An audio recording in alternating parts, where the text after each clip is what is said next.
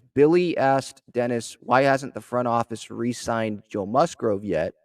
And that's obviously a big topic of conversation. If you see me on Twitter, follow me on Twitter at Talking Friars, you know that I'm big on extending Joe Musgrove.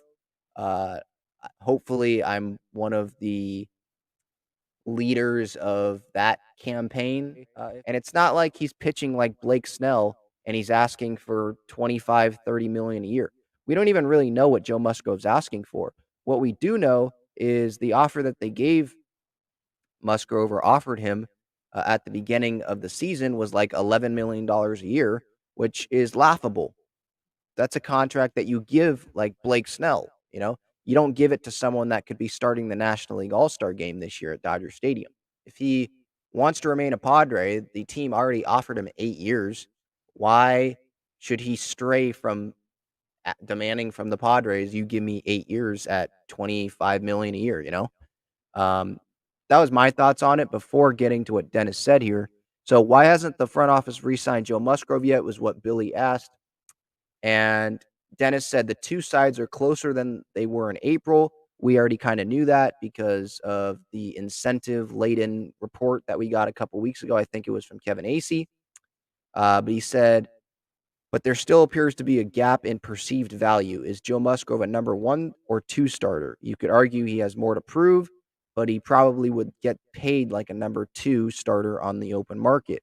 By some indications, the Padres' latest offers peg him closer to a number 3 starter. That right there is alarming to me. If they're still offering him number 3 starter money, first off, I guess you kind of got to ask, okay, what is number 3 starter money? Is that 15 million a year?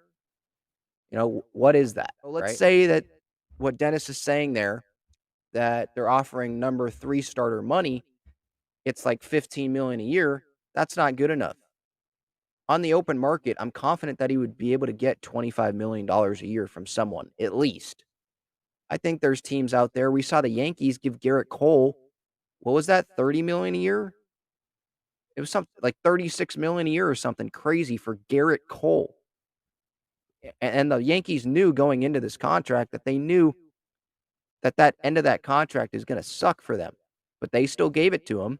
So you're telling me another team out there isn't going to be willing to offer Joe Musgrove 30 million a year short-term salary or on a short-term contract?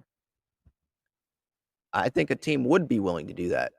If he, again, and this might not happen, but if he continues to pitch the way that he's pitched the majority of this season, all but like one start, his last start, I think he could get definitely 25 million and somewhere between 25 and 30 million, maybe even 30 million. Might not, it's probably not going to be 8 years at 30 million a year, but I think it could be 5 years at 30 million, go 150. I think a team would be willing to do that.